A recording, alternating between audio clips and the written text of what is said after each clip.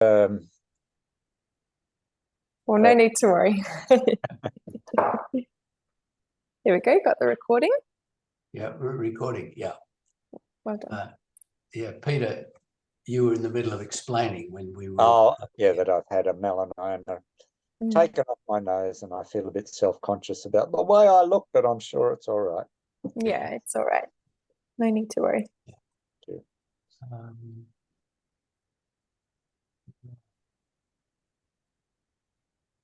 What is it now? There's someone else? No, not yet.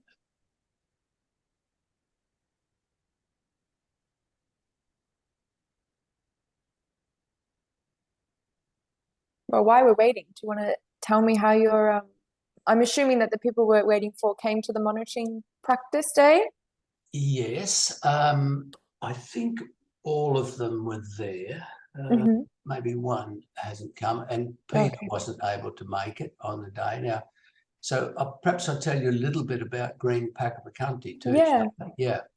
So the background is that the Southeast City Residents Association, this is from the CBD, the southeast corner of the CBD, with CBD being surrounded by parklands, has been very concerned for quite a while about the fact that there was insufficient canopy on our park, our nearest park, which historically has been a race course for 150 years since the colony was founded, basically. And then for the last 20 or 25 years, it's been a car racing circuit as well. A little bit like Victoria, or like Albert Park in Melbourne. And so the net result of both of those activities has been there's very little canopy. So with climate change, many of the paths are unshaded, and it's become a concern. So we engaged with the City Council, and they understood that there was a problem, agreed that there was a problem, set it on their agenda, but things are going pretty slow. So we came back to them and said, well, hey, why don't we help fix the problem with your cooperation? And they entered into it very wholeheartedly. So we formed this volunteer group called GreenPakapakanthi, and because not only the residents of the Southeast CBD are concerned, but other people in surrounding suburbs and even from afar have shared our concern and have joined this volunteer group that we've formed. So we have about 70 or 80 people on our mailing list, and I think 40 or 50 people that have turned up for various greening events over the last 6 months. So we're doing work in the central garden, weeding and planting trees or shrubs, and we've planted 100 trees this year along one of the paths. And then the tiny forest, they agreed that we could plant some understory to try and help with biodiversity in the park. And that's been planted in this new wetland, which was established 2 years ago for flood mitigation, for stormwater flood mitigation. And that's turned out to be a beautiful area in the park. People are delighted with it. But it is being landscaped basically with a lot of attention given to the aquatic plants, but not much around it. They've planted quite a lot of trees, but not much understory. So our tiny forest is mainly understory. We have some, I think, 6 or 7 canopy trees, and they or sub-canopy trees, big acacias and bottle brushes and so forth. There's no one else waiting, is there? No. Sorry, so anyhow, that's it. And on the 20th of August, we had, I think, something like 20 people out helping us plant the forest. And we've had activities following up with that, putting more mulch on. And then just a week ago, last weekend, our first measurement. Sandra McCulloch had done some on the day of planting. She came up from Melbourne. And she did quite a bit of measurement then, but we didn't have the tiles down. We had soil analysis, and we've actually expanded the number of bushes or plants that we are monitoring outside the 14 species, because there's 35 species or thereabouts in the forest. Fantastic. Yeah, so we look. I'm just mindful of the time, so we're 10 minutes into it. So no one else has come. Yeah. Yeah, if they come in whilst we're speaking, that's okay, because also we're recording, so you can share it with them after. Yeah. So let's do that. So why don't we start? Because I did have a brief conversation with Shannon earlier in the afternoon, and she's got some slides that I think you're going to share with us, Shannon. Yeah. So why don't we start with that, and we'll get if you like to share the screen with your slides. So you need to give me permission by the looks of it. Oh, do I? I have to give you permission. Yeah, it just said that host disabled participant screen sharing. Right. Okay. So where do I go and do that? Share screen. Okay. One participant can share at a time. Multiple participants share advanced sharing options. Multiple participants. Yeah. Okay. You've got very good tech support. I have. Dream team over there. Not really, just the support part, not very technical anymore. Well, I think it's worked. There we Great. go. Good. Okay. So let me just move that out the way. Okay. So like Doug said, I've put some slides together, mostly for the purpose of being able to share some fun pictures with you all. But what I thought would be useful to talk about today is just a bit of an introduction to myself, as it's the first time I'm meeting you all, and then some really great tiny forest updates that we have about other tiny forests that Earthwatch is partnering or leading with across Australia. And then we can do a bit of a chat about Pakapakanthi, and I know I'm pronouncing that differently to how you did, Doug. Oh, yeah. I think it's have I spelled it wrong? Comes Linda Morton. So I think the closer probably from the Aboriginal pronunciation is Pakapakanthe. They tend to have a B for Pakapakanthe, and the TH is more of a D. Yeah. Okay. Yeah. Fabulous. Well, we can do a bit of a have a bit of a chat about upcoming events that we can do with you guys. What's next on the calendar for your tiny forest site? So, bit of an intro to myself. I've just started working at Tiny Forest. This is my second week. So you've got me very fresh off the press, which is very exciting. I'm very grateful to be talking to you today so early on. Basically, I grew up in Melbourne, but have just moved back. I've just been living in Cambridge in the UK for the past 6 years, where I was working for BirdLife International. So whereas my role here at Earthwatch is the Tiny Forest Coordinator, so I'll be managing the current Tiny Forest projects and the expansion of the project. In the UK, I was doing something slightly different. I was actually managing a suite of projects that were looking at building the institutional capacity of a range of BirdLife's partners in the Middle East, Africa, and Europe. And as well as that, I was developing a knowledge management and learning strategy that was essentially looking at the way we could utilize the BirdLife partnership as a mechanism for better capturing and disseminating knowledge. So some really interesting stuff there, but essentially after 6 years, I was getting quite homesick and wanted to come back home, and saw this opportunity with Earthwatch, and so have moved back to Melbourne to be closer to family and friends here. So it's really great to be back. So enough about me. I think the next step is to talk about the exciting stuff we have going on with the tiny forests. So of course, we have your Pakapakanthi site in Adelaide, and so we've got the planting, and you've had your first trial monitoring, which I'm excited to hear about. And in a similar way, we have the Lake Macquarie site. So Lake Macquarie, a woman called Anna is leading on that site, and Earthwatch is partnering with them for the citizen science component. And so they have had their planting, and also very recently the first monitoring. So I actually started work 3 Fridays ago, started on the Friday, and then on the Saturday and Sunday, flew with Sandra to New South Wales to this Lake Macquarie site. So it was a great way to start. Got my first insight into a tiny forest straight off the bat. So that was really great. And I have some exciting photos and stats to talk to you about from that monitoring day, which we'll get to in a bit. And then we also have 2 others that are Earthwatch led. So this is the Ku-ring-gai site in New South Wales. So the site selection for Ku-ring-gai is complete. And the next major deadline is by the end of the month, we need to have the plant selection complete. So that's coming up.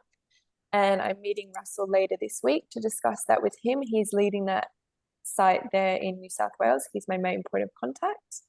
And then also our Monash site here in Vic. So again, Earthwatch is leading on the management of this Monash site. And the site selection is almost complete. We're tossing up between 2 different possible sites. And then similarly to Ku-ring-gai, we need to have the species and the plant list completed by the end of the month. And in addition to all of that, the Earthwatch 2023 end of year appeal this year is tiny forests, which is really great. So we're hoping to get about 30K, or at least 30K. I mean, anything more we'll take, from public and from our Earthwatch followers. So it's really exciting. Some great stuff is happening. So like I mentioned, I've just come back from the Lake Macquarie surveying day, our monitoring day. And as you can see, it was very wet.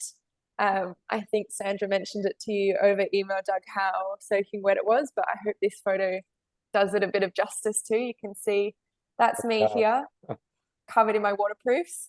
And then here's Anna, who runs the site. And this woman here, she's actually starting her own, they've just finished the planting. She has she basically lives on an acreage and she wants to do a tiny forest herself. So external to Earthwatch funding, they got some money, and she's planted one on her acreage. So that's really great as well. So this is the site. We managed to get a picture before it started raining. So this is about 5 months since we planted.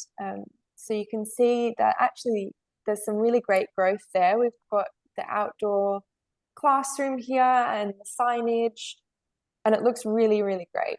And this is my attempt at a before photo, which of course you would know as you were part of your own monitoring, your own planting day. But here's Anna, and I was just trying to get sort of a picture that showed how small all of the plants were when we started and how much they've grown.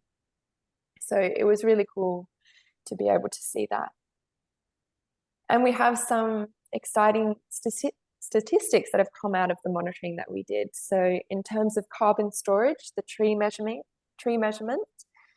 the largest tree that we measured on the day came in at 182 centimeters, which means that it has grown 1.04 meters in the last 5 months, which is really spectacular. Flood mitigation, we found that water inside the forest was absorbed 6 times faster than outside, so 0.21 seconds versus 1.2 seconds. And the ground dwellers monitoring, lifting up the biodiversity tiles, we found a number of new species that weren't there on the baseline study. So the baseline study only turned up ants, whereas this time we found a number of small centipedes, spiders, and beetles that were also recorded. So that was really cool. And unfortunately, because of the weather, we couldn't do the pollinator and the temperature test. Basically, there was no pollinators flying around in that weather, and it was too rainy to get a proper measurement. So Anna's going to go back and do those when we've got slightly better weather and feed that back to us, but we don't have those stats right now. So I've included a picture here of our lovely volunteers hard at work monitoring, and also this ringtail possum that we saw that kind of perfectly reflects how sad and soggy we felt on the inside. Yeah. So that was all great. And it was both Sandra and my first monitoring experience. So what I thought would be useful was to share with you some of the lessons learnt that we took away from the monitoring day. And then I thought it might be useful to hear from you on how you found the monitoring day was, and any improvements that we can make come around February time when we go to do it again on the Pakapakanthi site. So for us on the day at Lake Macquarie, there was a few things that we think maybe we can try and streamline a little more effectively for next time. The first to do with equipment, first one's easy, more measuring tapes and more calipers.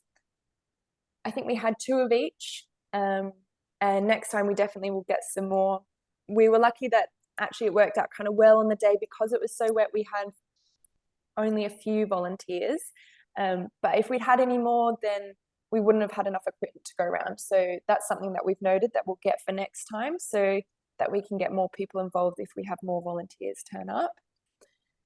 Then the water retention tube, which you would have used, the metal tube that we used, we found it really difficult to get into the soil. And maybe that was because it was quite a lot of clay on the Lake Macquarie site. I'm not exactly sure what the makeup of your soil type is, but we ended up having to use our trowels to sort of make a hole to sort of put it in, which then may be affecting the quality of the samples that we're taking or the quality of the survey that we're conducting. So that's food for thought. I know that the UK Earthwatch, they use PVC plastic piping, and they use a mallet to hammer it in, which they say works quite well, but it does break quite often, the PVC splits. So I'm sure there's some sort of happy middle ground that we can try and come to. Then the other point was recording data. We thought that occasionally the process of going and logging in, finding the survey that you wanted to do, answering the questions about what the weather was like, what your past experience was getting a little bit repetitive, especially for the tree recording where we were answering the same questions about weather every time. So talking to the site managers to see if there's a way to streamline that to make it a little faster. And then one that's slightly less in our control is the weather. I mean, ideally we would have postponed our monitoring day for a bit more of a sunny day where we could conduct all of the surveys that we wanted to, but we pushed on because Sandra and I had come up from Melbourne. So yeah, we continued with it, but in future, if we had the choice, we would wait and host it on a slightly better day. But I hear that you guys had wonderful weather for yours, so luckily that didn't affect you. But that's all I wanted to share on my PowerPoint. I hope that was useful. I can see that Linda and Anne, you've joined. Hi, I'm not sure when exactly you came in, but I hope you heard most of it. Started. Oh, okay, perfect. But yes, that's my introduction and my summary. So I suppose it'd be great to hear from you, Doug, and the others that were on the monitoring day on how it went, how the process was, and then we can think about February, what we're going to do for the next monitoring day. Yeah. Well, that's wonderful, Shannon, and really to hear your background too. You know, you're obviously very experienced with these volunteer organisations and at an international level, which is it's a real coup to get you. I would think Earthwatch would be very happy to have you on board. Thank you. So yeah, that's fantastic. So it was myself online at the moment, Diane Gray and Linda, I think, that were on the park the day, but we had 10 people that were out there on the 11th. And we got it all done in about an hour and a half. Yeah, we got ours done very quickly too. Yeah, a little bit of tidying up at the end, but just to reiterate, I think we had enough tapes, so because we brought a few extra tapes along, so we split into 5 groups really, 4 of the 5 groups of 2, and we split the forest because our forest is quite a bit smaller, I think, than the one in Macquarie. We have I think we planted 420 plants or something in it, and we split into 4 groups, and each divided the forest. did each one of these segments with a pair of people observing. And the biggest time that we took was with the plants themselves, measuring them.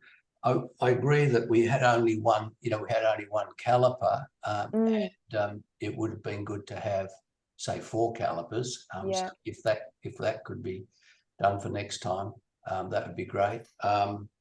Tapes, I don't think are a major problem. You can get them down at the local shop for about $3 each, sort of thing. So that's all right. The water retention device seemed to go in okay. We had a piece of wood that I'd cut from a piece, a bigger piece that we had at home.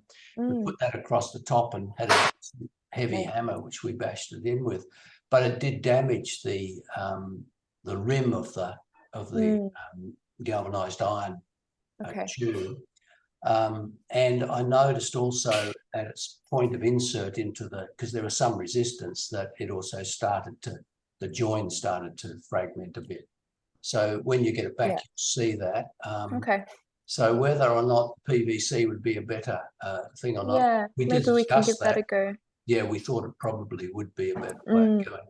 But it went into the soil pretty well, Well, it sounded like that your sort of wood contraption was quite a good solution. We were sort of just trying to push it in with our hands, and that was we had really difficult gloves, but there's only so much you can use, so much force. I don't think we would have got it in without the hammer and the wood.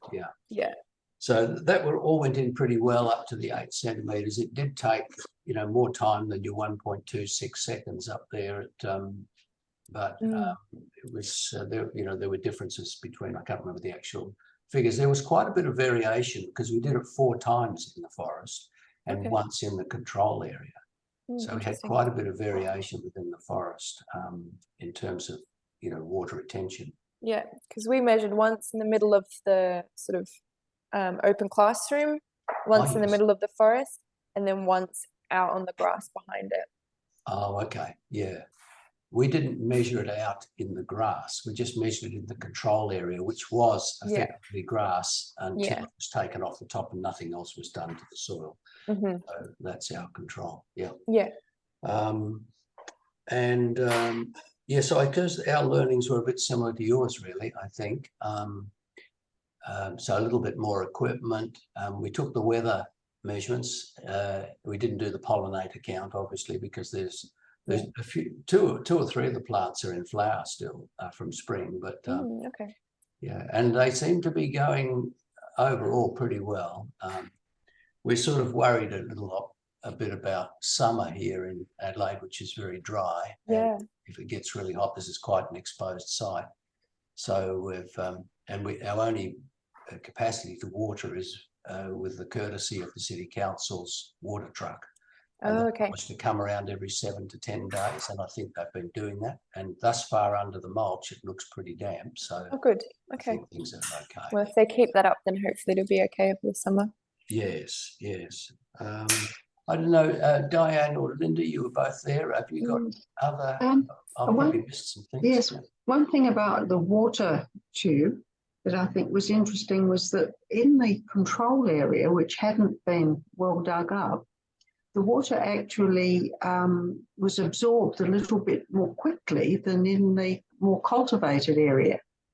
And whether that was the soil type or whether it was the amount of moisture that was there before we started, I don't know. Interesting. Yeah, interesting. It'll be interesting as well to see as the forest develops whether that changes. Did you get a sense that it was drier in the control area, Diane? No, not maybe just slightly. But I think there was more clay turned up with the cultivated area. Yeah. So yes, we had an analysis. It's an interesting thing to do with the soil, because we're on this sort of dam wall, if you like, of this. It's an artificial berm that was put on there, and a lot of heavy machinery was used to compact it. And We thought that it was probably clay, because when we went down, it was actually very difficult to get in and dig down. But the soil analysis down to 0.5 metre suggested that it was only about 13% clay, and that the compaction had caused it to really stick together. Oh, okay. So it was a loam that had been compacted. Yeah. But when it was dug up with a backhoe, it's still pretty lumpy, you know, sort of trying to break it down as much as possible, but it was still pretty lumpy.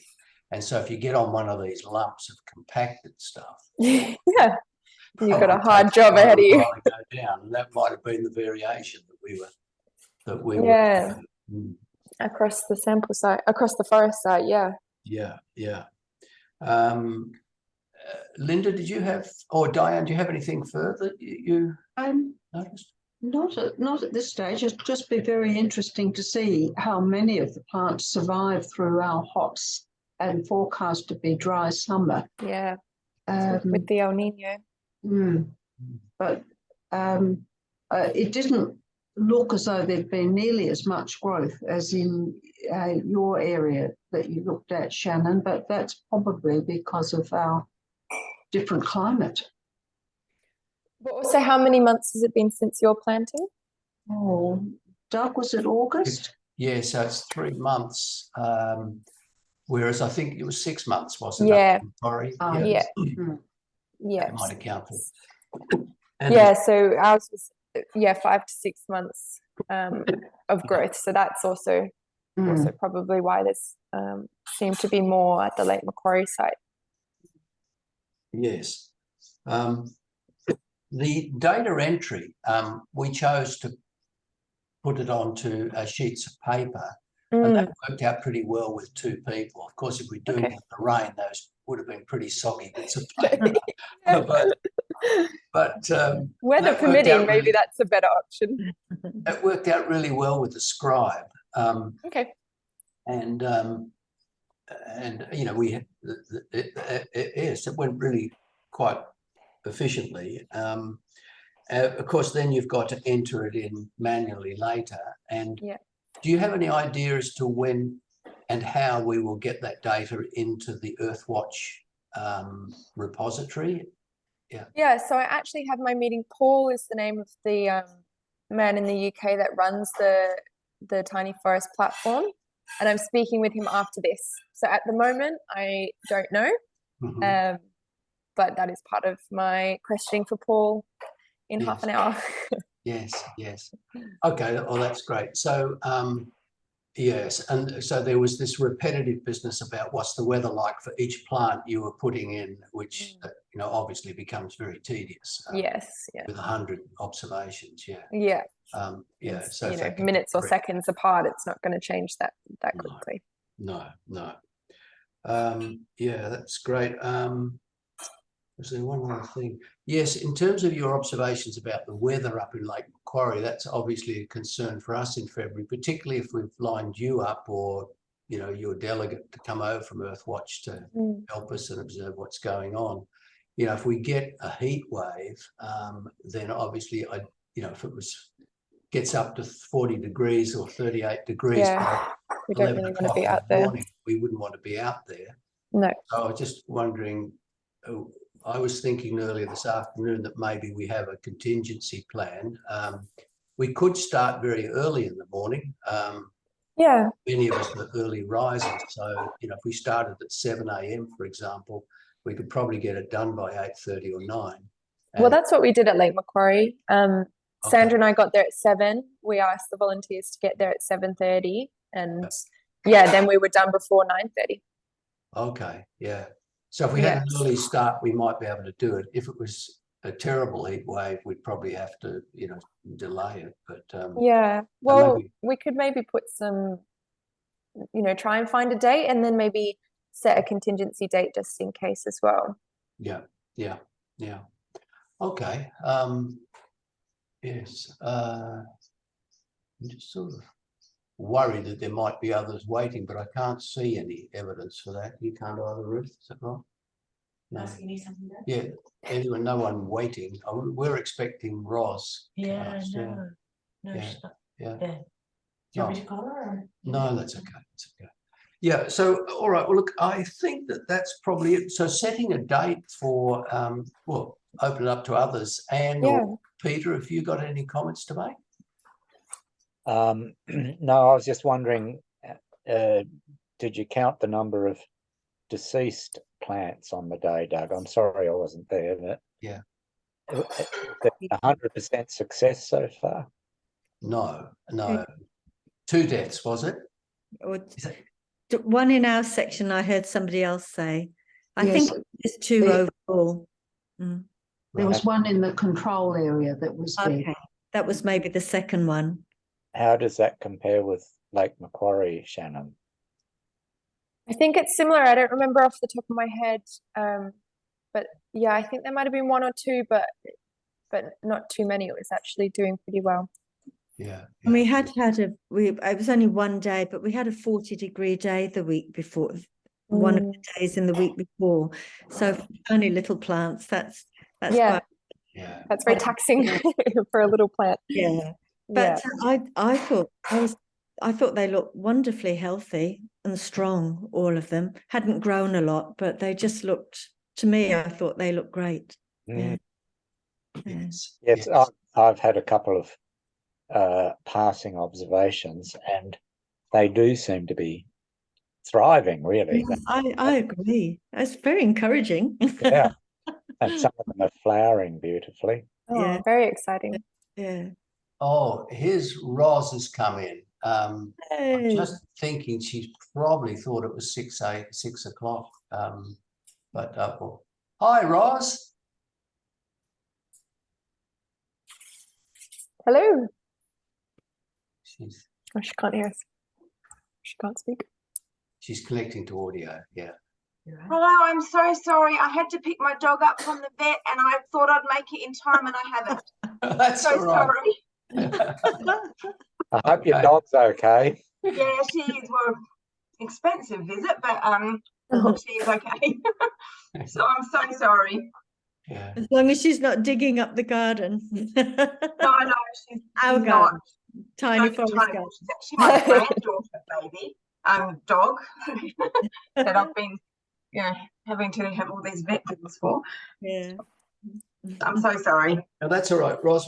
We're probably just about to wind up, actually. Oh, It's been- okay. But we have been recording, so you'll be able to watch it back. I'm just so sorry. I just couldn't get to you to let you know. And Roz, just to let Shannon know that Roz was instrumental in selecting the plants. We had a bit of a starting list. And as you know, I think it's what we'd call a riparian scrub rather than a forest. Yeah. So there's predominantly shrubs, some of them growing to 3 meters, others, quite small. And there's, I think, how many sub-canopy trees have we got? Acacias and 14, was it? 14, yeah. Something like that, or 11, something like that, I think it was. Yeah. So it's, so there's not, I can see there are a lot of eucalypts in the Macquarie forest. It looked to be at least as so we don't have too many. We've got, I think, 1 or 2 eucalypts, but they're quite low species, probably only growing to 3 or 4 meters. Okay. Yeah. So quite a different, mix of plants. But Roz was instrumental in getting them all together and getting them from local nurseries. They're all indigenous to the Adelaide area. And fantastic. and then designing the forest itself. Her and Andy designed it. So they were there, and Andy gives his apologies. He'll come back and have a look at the recording, as will Roz now. Yeah, I'm so sorry. I got stuff and I was like, oh. That's fine. Don't worry. And Roz, perhaps if you could communicate with Shannon if we've missed things, in our discussion that we talked about a number of the learnings from the day, and they sort of fitted with Shannon's, some of them at least. I haven't actually put all of the data in yet. I've still got it sitting in its box that it was left in. But yeah, so Angie and I are hoping that we'll be able to update the spreadsheet, even the one that we had before. And then I don't know, has it been uploaded onto to the Earthwatch site yet?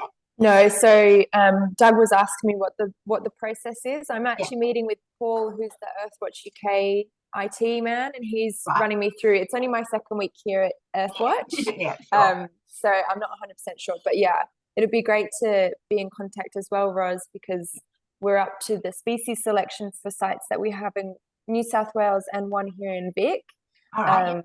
So yeah, a chat with you about the process would be really useful, and yeah, we can share those lessons learned from the monitoring as well as part of that. Yeah, sure. Yeah, that sounds good. Yeah, perfect. So, okay, that sounds good. All right. So you're going to jump on another call pretty soon. Yeah, I have to head off in a second. Yeah, we'll leave you to do that. Thanks very much for your time, Shannon. And pleasure. It's a fantastic collaboration we've got with Earthwatch, and we're looking forward to you know, seeing more of you and watching the data unfold. Yeah, that sounds great. Well, we'll find some time in February for the next monitoring, and yeah, that time I'll be able to come along and perhaps meet you all in person. In closing, think about Saturday, the 17th of February, perhaps, and that would be virtually six months after we planted. We planted on the 20th of August. So okay, yeah, let's put that in. Let's pencil that in, and then as a sort of an idea. That sounds good. All and then when we get closer, we confirm it all up with everyone. Yeah, lovely. All right, lovely, and thanks very much, everyone, for joining us.